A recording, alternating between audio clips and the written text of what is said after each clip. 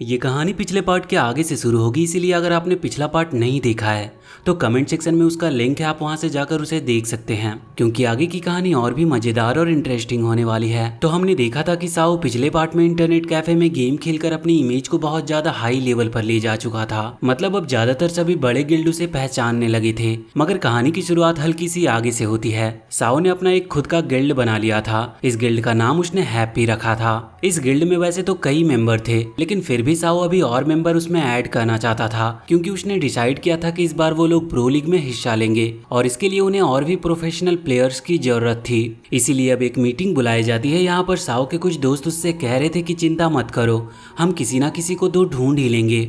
जिस पे वो कहता है कि तुमने सही कहा, वैसे मैंने भी कुछ लोगों को बुलाया है और मुझे उम्मीद है कि हमें सही टीम मेंबर्स मिल ही जाएंगे। वैसे बाकी गिल्ड में भी ये बात फैल चुकी थी कि साओ बहुत तेज रफ्तार से अपना लेवल बढ़ा रहा है और अब उसके गिल्ड बनाने की वजह से सभी लोग और भी ज्यादा परेशान थे क्योंकि साओ की तरह ही उसका गिल्ड भी धीरे धीरे अपनी रैंक बढ़ाते जा रहा था। वैसे अब सभी गिल्ड वालों को खबर मिलती है कि साओ अपने गिल्ड में कुछ मेंबर्स ज्वाइन कराना चाहता है, तो इसके लिए वो सभी कुछ इम्पोस्टर उसके गिल्ड में भेजते हैं और उन्हें लगा था कि सिर्फ वही ऐसा कर रहे हैं, लेकिन गिल्ड में एंट्री लेने के लिए पूरे 20 लोगों को सेलेक्ट किया गया था और वो 20 के 20 ही इम्पोस्टर्स थे। हम देखते हैं कि जिस मिशन के लिए वो सभी निकले थे वो मिशन अब पूरा होता दिख रहा था। यहाँ पर उन सभी 20 बंदों का टेस्ट चल रहा था और जैसे ही साओ नोटिस करता है कि कोई भी किसी भी तरह की चाल चलने की कोशिश करने वाला है तो साओ उसे वहीं से बाहर निकाल देता था। तो अब कंट्रोल पूरा साओ के पास था और अब आखिरी में 15 लोग बचे थे। फिर वो उन्हें बताता है कि वो ऑलरेडी जानता था कि वो सभी लोग इम्पोस्टर हैं। ये चीज सुनकर सभी शॉक में थे, लेकिन फिर भी साओ उन्हें अपने गिल्ड में ज्वाइन होने का ऑफर देता है।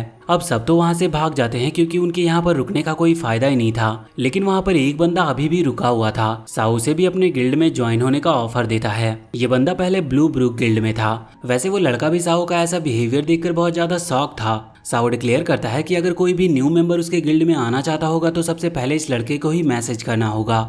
वैसे इस लड़के ने अपने आईडी का नाम पियरलेस रखा है। अब एक बातचीत के दौरान पियरलेस पब्लिकली रिवील कर देता है कि असल में हैप्पी गिल्ड का लीडर साओ ही है। मतलब हमें ये बात तो पता थी, लेकिन और कोई भी ये नहीं जानता था कि सच में एक्सेलेंट एरा का लीडर और सबसे ज्यादा फेमस प्लेयर फिर एक बार गेम खेलने लगा है। दरअसल एक्सेलेंट एरा ही वो टीम थी जिसे पहले साओ लीड करता था। यहाँ पर अब सब लोग समझ चुके थे कि कोई भी गिल्ड अकेला ऐसा नहीं है जो साओ के गिल्ड को हरा सके। लेकिन फिर अब बात आई थी अलायंस पर और अब सभी गिल्ड हाथ मिलाना स्टार्ट कर दिए थे। जैसे ही उन लोगों को पता चलता है कि इस सब के पीछे साओ है तो यहाँ पर 3 टॉप गिल्ड ने हाथ मिला लिया था। वो लोग सिर्फ साओ के पीछे नहीं बल्कि पूरे हैप्पी गिल्ड के पीछे पड़े थे।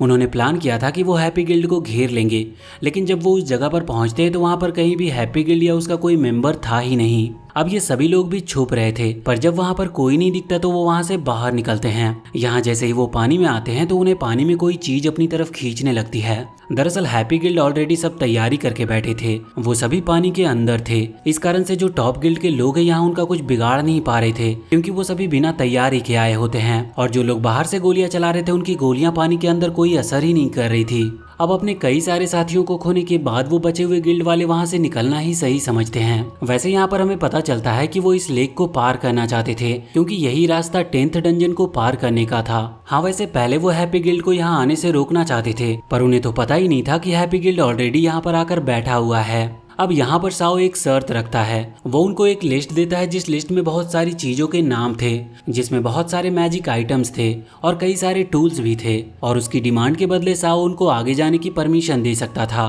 तो अब यहाँ पर कुछ लोग तो पहले ही इसके लिए राजी हो जाते हैं, लेकिन अभी भी कुछ लोग थे जो इसके लिए तैयार नहीं थे। अब जो लोग साओ की बात मानकर वहां से निकल जाते हैं वो लोग तो बच चुके थे, पर कुछ लोग फिर से कोशिश करते हैं, पर इसका कोई भी फायदा नहीं था क्योंकि साओ और उसका गिल्ड किसी को भी निकलने ही नहीं दे रहे थे। यहाँ पर वो लोग बात कर रहे थे कि वो लोग साओ के गिल्ड को चकमा देकर यहाँ से कैसे निकल सकते हैं क्योंकि साओ को हराना तो है, लेकिन उससे ज्यादा जरूरी इस डंजन को पार करके आगे बढ़ना है। तो यहाँ पर एक समझदार प्लेयर कहता है कि अगर हम चाहे तो इस बार इसकी बात मान सकते हैं, हम आइटम्स देकर यहाँ से निकल जाएंगे और इसके बाद हम सीधा उनसे हेवनली डोमेन में मिलेंगे क्योंकि अभी उन्हें हेवनली डोमेन तक पहुंचने के लिए बहुत लेवल भी बढ़ाना है और तब तक हम वहां पहुंचकर पूरी तैयारी कर लेंगे और उनसे पहले वहां पहुंचने से सिर्फ और सिर्फ हमारा ही फायदा होगा क्योंकि इस बार वो पहले पहुंचे थे तो उनको इतना बड़ा लेक का एडवांटेज मिल गया, लेकिन अगर हम यहाँ पहले आए होते तो ये एडवांटेज हमारा होता। अब अगले सीन में हम देखते हैं कि साओ से मिलने के लिए उसका भाई आया हुआ था, जो बिल्कुल साओ की तरह ही दिखता है। यहाँ पर उसका भाई इसलिए आया था जिससे कि साओ को स्प्रिंग फेस्टिवल के लिए वापस घर आने को कह सके, पर साओ इस बात से साफ साफ मना कर देता है। वो कहता है कि मैं होने वाले ई स्पोर्ट कॉम्पिटिशन के बाद ही आ पाऊंगा। अब न्यू ईयर का टाइम था और यहाँ पर ग्लोबल कॉम्पिटिशन चल रहा था। अब यहाँ पर हम दो टीमों को देखते हैं, जिसमें से एक टीम वही एक्सेलेंट एरा की थी जिसका कैप्टन पहले साओ हुआ करता था, लेकिन अब उसकी जगह सन को दे दी गई थी। और ये चीज हम इसके पहले पार्ट में देख भी चुके हैं। लेकिन सन बिल्कुल ही एक अच्छा लीडर नहीं था। उसकी लीडरशिप के चलते ही ये लोग इस ग्लोबल कंपटीशन में बहुत बुरी तरह से हारते हैं। जबकि यहाँ पर साओ ने देखकर कह रहा था कि ये मैच जीतना बहुत आसान था, लेकिन सन की लीडरशिप के अंदर उनके बीच में बिल्कुल भी कोऑर्डिनेशन नहीं थी। अब हम देखते हैं कि साओ का लेवल अब बढ़कर 50 पर पहुंच चुका था, जिसकी वजह से अब वो हेवनली डोमेन में एंट्री ले सकता है। बस वहाँ पर एंट्री लेने के लिए उसे दो चीजें करनी होगी। पहले ये कि उन्हें कुछ टास्क दिए जाएंगे, वो उन्हें पूरा करने हैं, और दूसरी चीज ये है कि उन्हें टास्क के साथ साथ एरेना चैलेंज भी मिलेंगे, और इसके बाद वो हेवनली डोमेन में एंट्री कर सकते हैं। हेवनली डोमेन के अंदर बहुत ही ज्यादा high level treasures, magic equipments, plus वहाँ प्लेयर को हाई एक्सपीरियंस भी मिलती है, जिससे उनका लेवल यहाँ पर और भी ज्यादा तेजी से बढ़ सकता है। इसके बाद सीन चेंज होता और वो लोग आ चुके थे एक्सेलेंट एरा के मेन हॉल में। यहाँ पर वो लोग अभी साओ और उसके गिल्ड के बारे में ही बात कर रहे थे। बात अभी यही चल रही थी कि साओ का गिल्ड हैप्पी बहुत ही ज्यादा तेजी से ग्रो कर रहा है। इतनी स्पीड से अभी तक कोई भी गिल्ड ग्रो नहीं किया था। वैसे तो वहाँ कुछ लोगों का उस पर ध्यान बिल्कुल भी नहीं था। वो कह रहे थे कि ये नेचुरल है, लेकिन एक आदमी कहता है कि हम इस बात को इग्नोर नहीं कर सकते, बल्कि हमें तो इस बात पर खास ध्यान देना होगा। दूसरी तरफ हम देखते हैं कि गेम के अंदर साओ अभी हेवनली जस्टिस गिल्ड के लोगों से मिलता है। यहाँ पर उस गिल्ड का लीडर, जिसका नाम लोलान है, वो साओ से पूछता है कि तुम्हारी मेन आईडी कौन सी है। उसे शक था कि साओ पहले भी किसी आईडी से खेल चुका है, वरना कोई भी नया प्लेयर अचानक इतना ज्यादा फेमस कैसे हो सकता है। अब जब साओ से अपनी पिछली आईडी का नाम बताता है, जिसे सुनकर वो हेवनली जस्टिस गिल्ड के सभी लोग बहुत ज्यादा शॉक हो चुके थे। यहाँ पर वो लोग साओ से अपनी टीम में कुछ टाइम के लिए ज्वाइन करने को कहते हैं। इस पर चैन उन्हें बताती है कि साओ ऑलरेडी खुद की एक टीम बना चुका है। इसके बाद हम देखते हैं कि हेवनली जस्टिस गिल्ड की एक मीटिंग चल रही थी। वो लोग ई स्पोर्ट में जाने वाले थे, इसीलिए वो प्लान कर रहे थे कि साओ उनके साथ ज्वाइन हो सके, जिससे कि उनकी टीम की पॉपुलैरिटी बढ़ जाएगी। लेकिन इसके लिए साओ को मना पाना बहुत मुश्किल था। अगले सीन में हम देखते हैं कि साओ अभी जब अपने गेम में था तब एक्सेलेंट एरा वाले लोग उस पर अटैक करते हैं, लेकिन यहाँ पर साओ चैन की आईडी का यूज करते हुए उन्हें हरा देता है।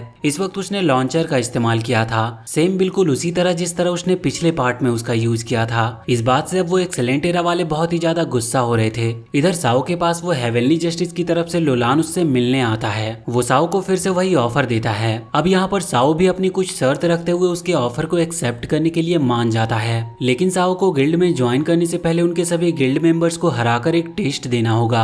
अब साओ एक ही साथ सभी टीम मेंबर्स को हरा देता है, जिससे कि उसका ज्यादा टाइम वेस्ट ना हो। अब हम देखते हैं कि साओ उनके गिल्ड में ज्वाइन हो चुका था और ये खबर बिल्कुल हवा की तरह फैल जाती है। इस बात से सभी लोग बहुत ज्यादा शॉक में थे और अभी वो वर्ल्ड चैट में मैसेज की बारिश हो रही थी। मैसेज करने वालों में से एक साओ तियान नाम का लड़का भी था। वो बहुत ही ज्यादा मैसेज स्पैम कर रहा था, जिससे कि साओ की उसके मैसेज पर नजर पड़ती है, और जैसे ही वो उसे रिप्लाई करता है तो यहाँ साओ तियान उसे फाइट के लिए चैलेंज करने लगता है। अब वैसे तो साओ फाइट के लिए मान जाता है, लेकिन फिर साओ उससे कहता है कि तुम्हें अगर मुझसे फाइट करनी है तो पहले तुम्हें लोलान को फाइट में हराना होगा, जिस पर वो लड़का तियान तो मान जाता है। इसीलिए फिर साओ एक बड़ा सा कस्टम रूम क्रिएट करता है, जिसकी आईडी और पासवर्ड उसने ज्यादातर सभी प्रो प्लेयर को और गेम में थोड़े जाने माने प्लेयर्स को भी दे दिया था। दरअसल वो चाहता था कि ये बैटल सभी लोग देखे। वैसे हमें पता है कि लोलान हेवनली जस्टिस जैसे बड़े गिल्ड का लीडर है, इसका मतलब वो कमजोर तो होगा नहीं, पर हम देखते हैं कि साओ तियान के मूव्स भी बहुत ही ज्यादा खतरनाक थे और बहुत ही ज्यादा फास्ट भी थे। यहाँ पर जब तियान हमला कर रहा था तो लोलान को अटैक करने का मौका ही नहीं मिल रहा था, लेकिन यहाँ पर लोलान अपने सबसे पावरफुल टेक्निक का यूज करता है, जिसे वो रेज कहकर बुलाता था। इसका इस्तेमाल करते ही वो टेक्निक कुछ सेकंड के लिए एक्टिवेट हो जाती है, और जितनी देर वो एक्टिवेट थी लोलान जीत रहा था। लेकिन अब जैसे ही उसका टाइम पूरा होता है तो फिर से उसमें रिचार्ज होने के लिए एक टाइमर लग जाती है, और अब लोलान कुछ देर बाद ही उसे फिर से यूज कर सकता था। मगर इतने में ही साओ तियान भी अपने स्पेशल मूव से उसे हरा देता है, और अब बारी थी साओ और तियान की फाइट की, और अब दोनों में फाइट स्टार्ट होती है। लड़ाई के दौरान साओ उस पर भारी पड़ रहा था। अब यहाँ पर तियान साओ के मूव्स को समझने की कोशिश कर रहा होता है। वैसे कुछ ही देर में वो ये समझ गया था कि साओ के खिलाफ उसे कौन कौन सी टेक्निक की यूज करनी है, लेकिन बेचारे को इतना टाइम ही नहीं मिल पाता क्योंकि साओ पहले ही इतनी देर में उसे हरा देता है, और अब तियान साओ की पावर को जान चुका था। वैसे वहाँ दूसरी तरफ एक्सेलेंट एरा वाले लोगों का दिमाग खराब हो रखा था, क्योंकि साओ की एक के बाद एक खबर आती जा रही थी और अब खबर आती है कि साओ ने हेवनली जस्टिस गिल्ड को ज्वाइन कर लिया है। और अभी एक इंटरव्यू चल रहा था जिसमें उनसे पूछा जाता है कि आखिर आपकी इस पर राय क्या है कि साओ ने फिर से गेम खेलना स्टार्ट क्यों कर दिया। इस पर वो लोग कहते हैं कि हमें तो कुछ भी नहीं पता, साओ ने तो खुद ही रिटायरमेंट ले ली थी और अब ना जाने वो फिर से गेम क्यों खेल रहा है, शायद इसमें उसकी कोई चाल हो सकती है। वैसे दूसरी तरफ जब यही सवाल हेवनली जस्टिस गिल्ड वाले लोगों से पूछा जाता है तो यहाँ पर वो कहते हैं कि साओ उनकी टीम का गेम चेंजर प्लेयर बन सकता है। अब हम देखते हैं कि चैन ने एक पूरा रूम तैयार किया था गेमिंग के लिए जिससे कि उसकी पूरी टीम वहाँ पर गेम खेल पाए, लेकिन उसे साओ की कोई भी बात समझ नहीं आ रही थी कि आखिर उसने हेवनली जस्टिस गिल्ड को ज्वाइन क्यों किया और वो चाहता क्या है। तो साओ से कहता है कि धीरे धीरे वो सब समझ जाएगी। आगे हम देखते हैं कि गेम के अंदर साओ और चैन दोनों ही एक विलेज के अंदर आए थे। यहाँ पर उन्हें एक नया मिशन मिला था और इस मिशन में जो बॉस है उसे खत्म करने के लिए साओ और चैन के अलावा 3 टॉप गिल्ड भी आए थे। वैसे इस बार उन लोगों ने हाथ मिलाया हुआ था जिस वजह से उनके बीच लड़ाई नहीं हो रही थी। साओ देखता है कि वो तीनों गिल्ड मिलकर उस बॉस को खत्म कर देते हैं और अब जब उन तीनों में फाइट होने वाली थी तो साओ बीच में जाकर एक गिल्ड को हराता है और बाकी दोनों की फाइट करा देता है जिस वजह से साओ और चैन अब फ्री थे। अब यहाँ पर साओ सोचता है कि क्यों ना जो प्लेयर एलिमिनेट हो रहे हैं उनका ट्रेलर ले लिया जाए, लेकिन जब वो ऐसा करने जाता है तभी वहाँ पर एक दूसरा प्लेयर आकर उससे ज्यादा तेजी के साथ वहाँ सारा सामान उठाने लगता है। वैसे साओ भी उसकी तेजी देखकर शॉक में था और अब वो और चैन उसका पीछा करने लगते हैं। साथ ही उन्होंने एक ट्रैप बिछाया था और एक घर में उस लड़के को पकड़ लिया था, लेकिन जब साओ की उससे फाइट होती है तो वो देखता है कि जिस स्पीड से साओ का कैरेक्टर मूव करता है उतनी ही स्पीड से वो दूसरा प्लेयर भी अपने कैरेक्टर को मूव करवा पा रहा था। इसका मतलब जरूर ही वो कोई प्रोफेशनल प्लेयर है। अब वो प्लेयर किसी खास टेक्निक का इस्तेमाल करता है जिसकी वजह से उसने साओ को पकड़ लिया था, लेकिन जब वो वहां से भाग रहा था तभी साओ उसके सामने आता और उसे नीचे गिरा देता है। दूसरी तरफ हमें पता चलता है कि चैन एलिमिनेट हो चुकी है, उसे किसी और गिल्ड की लड़की ने मार दिया था। वो लड़की एक खास वेपन का इस्तेमाल कर रही थी जो पूरे 70 लेवल का है, मतलब वो साओ की इस नई लॉर्ड ग्रिम वाली आईडी से भी ज्यादा लेवल का वेपन है। आगे हम देखते हैं कि अब वो गिल्ड वाले लोग यहाँ पर आकर उस लड़के को घेर लेते हैं जिसने उस गिल्ड के प्लेयर्स का ट्रेजर चुराया था। साओ वहाँ पर खड़ा हुआ था, लेकिन फिर वो थोड़ा आगे निकल कर आता है और तुरंत ही जाकर उस लड़की से उसका लॉन्चर छीन लेता है जिसने चैन को एलिमिनेट किया था। अब साओ और वो लड़का साथ में भाग रहे थे तो यहाँ सभी उन दोनों का पीछा कर रहे थे, लेकिन इतने में ही वहाँ पर साओ का ग्रुप आ जाता और अब सभी मिलकर उन बाकी सभी लोगों को हराने लगते हैं। वो सिर्फ 7 लोग थे और उन्होंने पूरे 20 लोगों को हरा दिया था, लेकिन उन 20 में से ही एक प्लेयर एक्सेलेंट एरा गिल्ड वालों को फोन लगाता है। वहाँ एक्सेलेंट एरा गिल्ड वालों के पास पूरे 5 कार्ड थे जिसके जरिए वो यहाँ इस विलेज में एंट्री ले सकते थे। इसके बाद वो बिना टाइम वेस्ट किए तुरंत इस विलेज में आ जाते हैं। हम देखते हैं कि अभी उनके साथ सन भी आया हुआ था। सन यहाँ पर अपनी बहुत ही खतरनाक टेक्निक दिखाता है। ये टेक्निक बहुत ही पुरानी थी और कई प्लेयर उसका यूज करते थे, पर सन ने इसमें मास्टर्स कर ली थी। यहाँ पर साओ अपनी बाकी टीम को देखता है, ये वही टीम है जिसके साथ वो खेला करता था। उनसे कहता है कि अगर वो चाहे तो पीछे हट सकते हैं, लेकिन यहाँ पर वो लोग अपना करंट टीम को धोखा नहीं दे सकते थे। वैसे वो चारों वही पुराने प्लेयर थे, सिर्फ सन ने ही साओ को रिप्लेस किया था। अब हम देखते हैं कि यहाँ पर साओ बहुत ही ज्यादा कॉन्फिडेंट था क्योंकि वैसे भी वो 7 लोग हैं और एक्सेलेंट एरा वाले सिर्फ 5 लोग ही थे। साथ ही साओ ये भी जानता था कि एक्सेलेंट एरा उतनी स्ट्रांग नहीं रही। पहले एक्सेलेंट एरा सबसे ज्यादा स्ट्रांग टीम मानी जाती थी, पर जब से सन उसका लीडर बना है तब से ही उसकी रैंकिंग बहुत नीचे आ गई है। वो तो पहले उसका नाम था, इस कारण से अभी वो फेमस है। यहाँ पर साओ सन का मजाक उड़ाता है और कहता है कि बिना लीडरशिप के तुम मुझे कभी हरा नहीं सकते। और इसके बाद साओ पहले तो उसे हरा रहा था, फिर उसे एक ट्रैप में फंसा देता है। सन ये देखकर बहुत ज्यादा शॉक था। इसके बाद साओ वहाँ से जाने लगता है और सन और उसके साथी उसका पीछा कर रहे थे, लेकिन यहाँ पर सन के साथी कहते हैं कि हमें साओ का पीछा नहीं करना चाहिए क्योंकि ये भी उसका एक ट्रैप हो सकता है। लेकिन यहाँ पर सन उनकी एक भी बात नहीं मानता। हम देखते हैं कि वो लोग भागते जा रहे थे, तभी साओ के 2 साथी वहाँ पर पीछे से आते हुए सन के 2 लोगों को खत्म कर देते हैं। ये देखकर सन बहुत ज्यादा शॉक था और उसे समझ में आ गया था कि उसने कितनी बड़ी गलती कर दी है अपने साथियों की बात ना सुनकर। लेकिन वो इतना बड़ा बेवकूफ था कि वो अभी भी अपने साथियों की मदद लेने को तैयार ही नहीं था। वो सोच रहा था कि वो उन 7 लोगों को अकेले ही हरा देगा, मगर यहाँ पर वो साओ से बहुत ही बुरी तरह से हारता है। साओ से कह रहा था कि तुम सच में कभी ग्रो नहीं कर सकते और ना ही तुम ग्रो करना चाहते हो, वरना तुम कभी भी अपनी टीम को अकेला नहीं छोड़ते। हालांकि हमें हराना मुश्किल है, लेकिन फिर भी तुम इतनी बुरी तरीके से कभी नहीं हारते। अब वैसे तो साओ की बात सही थी, लेकिन अभी भी सन इस बात से कुछ सीखा नहीं था, क्योंकि हम देखते हैं कि जब ऑफिशियल टूर्नामेंट हो रहा था तो वहाँ पर एक्सेलेंट एरा की टीम बहुत ही खराब परफॉर्मेंस कर रही थी। और खराब से मतलब इतना खराब कि अगर वो इसी तरह से खेलते रहे तो बहुत ही जल्द उनकी रैंक बहुत ही नीचे गिर जाएगी। और साथ ही उन्हें वार्निंग भी मिलती है कि अगर ऐसा ही चलता रहा तो अगले सीजन में शायद उन्हें खेलने को भी ना मिले। इस चीज पर अब तब तब तक कुछ नहीं किया जा सकता जब तक वो खुद इम्प्रूव करने की कोशिश ना करे। अगले सीन में हम देखते हैं कि इंटरनेट कैफे के अंदर एक आदमी साओ से मिलने के लिए आया था। यहाँ पर चैन उसे साओ के पास ले जाती है और इसके बाद वो छुपकर उनकी बातें सुन रही थी। यहाँ हमें पता चलता है कि वो आदमी असल में एक्सेलेंट एरा टीम का बॉस है। यहाँ पर वो साओ से रिक्वेस्ट करने आया था कि वो उनकी एक्सेलेंट एरा टीम को गाइड करे, यानी कि उनका कोच बन जाए, पर साओ इसके लिए साफ साफ मना कर देता है। जिस पर वो आदमी साओ को बहुत कुछ चीजें देने का ऑफर दे रहा था, पर साओ अभी भी उसकी एक भी बात नहीं मान रहा था और फिर वो उसे फाइनल वाला कैंसिल कर वहां से भेज देता है। अब हम देखते हैं कि साओ और चैन दोनों ही हेवनली डोमेन को पार कर लिया था और अब वो यहाँ पर अपने अगले मिशन के लिए आ चुके थे, मगर अब वो अपने सामने कई सारे लोगों को देखते हैं। इन सभी की गिनती बहुत ज्यादा थी और साओ और चैन यहाँ पर अकेले थे, इसीलिए वो इन सभी से लड़ाई भी नहीं कर सकते थे। हम देखते हैं कि वैसे तो उन्हें लग रहा था कि ये नॉर्मल बात है, लेकिन ये सब नॉर्मली यहाँ पर नहीं आए थे, क्योंकि असल में उस पूरे ग्रुप को वहाँ पर कोई और लेकर आया था। अब ये सब जिस बंदे ने प्लान किया था वो अभी भी वहीं पर खड़ा हुआ था। साओ से देखता और पहचान जाता है। वो चैन से कहता है कि क्या तुमने ब्लू ब्रुक गिल्ड के उस खास मेंबर का नाम सुना है जिसने अभी कुछ ही टाइम पहले रिटायरमेंट ली थी? जिस पर चैन कहती है कि हाँ, उसने भी इस बारे में सुना है। तो साओ उसे बताता है कि असल में उसने रिटायरमेंट नहीं ली थी, क्योंकि ये उसकी दूसरी आईडी है जिसका नाम वे है। चैन कहने लगती है कि क्या इस सब के पीछे ब्लू ब्रुक गिल्ड की चाल है? तो इस पर साओ उससे कहता है कि नहीं, मुझे ऐसा नहीं लगता। यहाँ पर साओ का सामना वे से होता है। वो कह रहा था कि वो साओ को खत्म करके उसके ऊपर लगे बाउंटी को हथियाना चाहता है। दरअसल हर प्लेयर के ऊपर एक बाउंटी लगती है और उस प्लेयर को हराने के बाद बस उसे प्रूफ देना होता है, जिसकी वजह से वो हारने वाले प्लेयर की बाउंटी उन्हें मिल जाती है। वैसे तो वे अभी बस साओ को हराकर थोड़ा अपना नाम पॉपुलर करना चाहता था, उसे साओ की बाउंटी से कोई खास मतलब नहीं था। अब उसी लड़ाई के दौरान वहां पर एक और प्लेयर की एंट्री होती है और इस प्लेयर ने अभी अभी हेवनली डोमेन को पार किया था। इस कारण से ये अचानक बीच में यहाँ पर आ गया। वैसे इसका नाम इफान था। अब यहाँ पर इफान और साओ दोनों मिलकर वे से फाइट कर रहे थे, लेकिन वे को अभी भी इस बात का कॉन्फिडेंट था कि वहाँ पर उसकी बहुत बड़ी आर्मी खड़ी हुई है। लेकिन उसी वक्त चैन वहाँ पर आती है और लॉन्चर की मदद से एक ही बार में उन सभी लोगों को हरा देती है।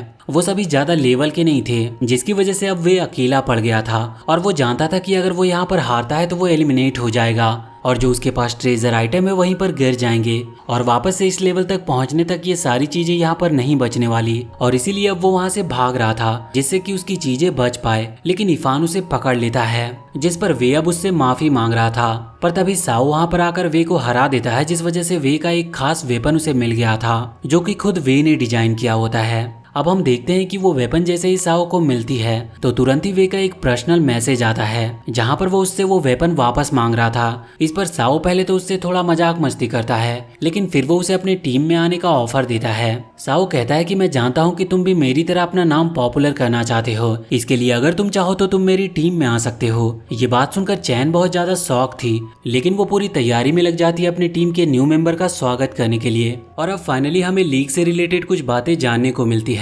यहाँ पर लीग में कई सारे पोजीशन होती है, मतलब सिर्फ सेलेक्टेड टीम ही उस लीग के लिए जा सकती है। हमें पता चलता है कि 2 सीट्स जो कि लास्ट वाली होती है उन्हें नॉर्मल तरीके से नहीं चुना जाता। इसके लिए उन्हें पहले तो सबसे इम्पोर्टेंट टीम मेंबर्स चाहिए, जो कि कलेक्ट करना बहुत ही ज्यादा आसान है, मगर एक तरह से देखा जाए तो सबसे ज्यादा मुश्किल काम भी वही है, क्योंकि सही टीम मेंबर मिलना बहुत मुश्किल होता है। और साओ जिन को जानता है उन सभी को तो वहाँ पर ले ही जा सकता है। वैसे वहाँ पर जाने के लिए पैसे की भी जरूरत थी। साओ कहता है कि टीम का इंतजाम तो हो ही गया समझो, लेकिन पैसे की दिक्कत होने वाली है। वो देखते हैं कि उनके पास पैसे ही नहीं हैं, लेकिन यहाँ पर साओ को टोपेज नाइट के बारे में पता चलता है। दरअसल ये एक वॉरियर है और ये साओ को अगले लेवल पर मिलने वाला है। वैसे साओ अपॉर्चुनिटी का फायदा उठाता है और पहले तो रिवील कर देता है कि हैप्पी गिल्ड पूरा का पूरा टोपेज नाइट को हराने वाला है, तो इससे कई गिल्ड साओ के पीछे आते हैं। अब जो लोग समझदार थे वो वहाँ नहीं आए थे, लेकिन जो नहीं समझे थे वो वहाँ पर आकर हार जाते हैं और अपने मैजिक आइटम्स को खो देते हैं। और अब साओ के पास इतने पैसे हो चुके थे कि वो अपने वेपन्स को अपग्रेड कर पाए और अब उसका वेपन स्ट्रॉन्ग हो चुका था, लेकिन पूरी तरह से नहीं। इसके बाद हम देखते हैं कि कुछ गिल्ड मिलकर एक सुपर गिल्ड तैयार कर रहे थे। इस चीज में साओ भी शामिल था, पर वहाँ पर उसे एंट्री नहीं मिलती। ये देखते हुए साओ फैसला करता है कि वो इससे भी ज्यादा बड़ी गिल्ड में जाएगा। वो सबसे पहले चैन से एक दूसरा एंट्री कार्ड मांगता है, जिसके बाद वो अपनी आइडेंटिटी बदल के वहाँ जाता है। उसे ऐसा करने की जरूरत तो नहीं थी, लेकिन फिर भी उसने ऐसा किया था। हम देखते हैं कि यहाँ पर जिस गिल्ड में वो गया था वहाँ का लीडर उससे कहता है कि तुम्हें बॉस को हराने में हेल्प करनी है। अब बहुत सारे लोग बॉस को हराने के लिए गए हुए थे, पर बॉस को हराना इतना ज्यादा आसान नहीं था। साओ वहाँ पर बॉस को तो आराम से हरा सकता था, लेकिन वहाँ पर उसकी मुलाकात होती है जेन से। यहाँ फाइट में जेन साओ तक को हरा रहा था, साओ से पहचान चुका था। दरअसल वो ब्लॉसम गिल्ड का लीडर था, जो कि अब रिटायर हो चुका है। साओ से पहचान जाता है क्योंकि साओ एक्सेलेंट एरा में था, और जब एक्सेलेंट एरा नंबर 1 पे थी तब ब्लॉसम गिल्ड सेकेंड नंबर पर हुआ करती थी। लेकिन वो कभी भी साओ के एक्सेलेंट एरा को हरा नहीं पाई थी, और इसीलिए वो कभी जीते भी नहीं, जिसकी वजह से जेन को रिटायर होना पड़ा। यहाँ पर हम देखते हैं कि साओ अपनी पूरी स्ट्रेंथ लगाकर जेन को हरा देता है, और अब जेन भी समझ चुका था कि ये कोई और नहीं बल्कि साओ ही है। साथ ही इसके बारे में उस गिल्ड का लीडर भी जान चुका था। यहाँ पर साओ जेन से कहता है कि अगर वो चाहे तो वो उसके टीम में ज्वाइन हो सकता है, लेकिन जेन इसके लिए मना कर देता है। वो कहता है कि मैं जानता हूँ अगर मैं तुम्हारे साथ ज्वाइन हो जाऊंगा तो मैं पक्का जीतूंगा, लेकिन मुझे मजा नहीं आएगा। जब तक कोई स्ट्रॉन्ग ओपोनेंट ना हो फाइट करने के लिए, तब तक फाइट करने का कोई मजा नहीं। हम देखते हैं कि उस गिल्ड का लीडर साओ से बहुत ही ज्यादा खुश था। वो साओ को एक और मिशन के लिए भेजना चाहता था। अब जब साओ उस मिशन पर जाता है, लेकिन मिशन को पूरा करने से पहले ही वहां से वो निकल चुका था। सबसे पहले वो वहां पर जेन को बाय कहता है। हम देखते हैं कि साओ अभी लीग का मैच देख रहा था, जहां पर फाइट चल रही थी एक्सेलेंट एरा और एक दूसरी टीम के बीच में। यहाँ पर उसने एक्सेलेंट एरा मतलब कि सन की टीम को हरा दिया था, जिस वजह से एक्सेलेंट एरा की रैंकिंग सच में नीचे गिर गई थी। वहीं दूसरी तरफ साओ की टीम अब इकट्ठा होना स्टार्ट हो चुकी थी। साओ की टीम के सभी मेंबर वहां पर आ रहे थे, और स्टीम बन तो आपको याद ही होगा, वो भी यहाँ पर आ गया था, और साथ ही वे भी वहां पर आ चुका था। अब उन्हें एक साथ बैठकर प्रैक्टिस करनी थी। यहाँ पर वे कह रहा था कि उसे उसकी टीम स्ट्रांग नहीं लग रही, खासकर स्टीम बन। पर साउथ से कहता है कि अभी तुमने बस उसे सामने से देखा है, तुमने उसका गेम नहीं देखा। वैसे अगले दिन जब वो आपस में चैलेंज करते हैं, तो यहाँ पर भी वे स्टीम बन को हरा रहा था। यहाँ पर वो कह रहा था कि हमें ट्रेनिंग की बहुत ज्यादा जरूरत है, भले ही हम कितने भी स्ट्रांग क्यों ना हो। दूसरी तरफ सन अपनी एक्सेलेंट एरा को धीरे धीरे और नीचे गिराता जा रहा था। उसकी रैंकिंग इतनी ज्यादा नीचे गिर गई थी कि इंटरव्यू में भी बैठने में उन्हें सर मारी थी। हम देखते हैं कि सन को ना चाहते हुए भी टीम को छोड़ना पड़ता है। सभी लोग बड़े परेशान थे कि वो क्या करे, और यहाँ पर उनका सबसे बड़ा डर था टीम हैप्पी मतलब साओ की टीम, क्योंकि वो भी इस लीग में आ रही थी। तो ये सब सोच रहे थे कि पहला match excellent era versus team happy का ना हो, वरना एक्सेलेंट एरा की रिस्पेक्ट पूरी तरह से नीचे गिर जाएगी। हम देखते हैं कि यहाँ पर एक्सेलेंट एरा के बॉस अभी रेस्टोरेंट में थे। वहाँ पर साओ भी आता है, पर उनकी एक दूसरे से बात नहीं होती, और फिर वो बॉस वहाँ से चला जाता है। यहाँ पर साओ को एक मैसेज आता है कि हम नहीं डरते, अगर हमारा पहला मुकाबला तुमसे भी होता है तो हम तुम्हें हरा देंगे। पर साओ कहता है कि मुझे ऐसा नहीं लगता। हम देखते हैं कि बॉस के पास एक लिस्ट आती है, जिसमें उसके ही एक आदमी ने एक परफेक्ट प्लेयर चुन लिया था लीडर बनने के लिए, और ये कोई और नहीं बल्कि जेन था। पर इसी के साथ हम इस पार्ट का यहीं पर एंड करते हैं। तो वीडियो अगर अच्छी लगी हो तो चैनल को सब्सक्राइब करके बेल आइकन जरूर दबा ले।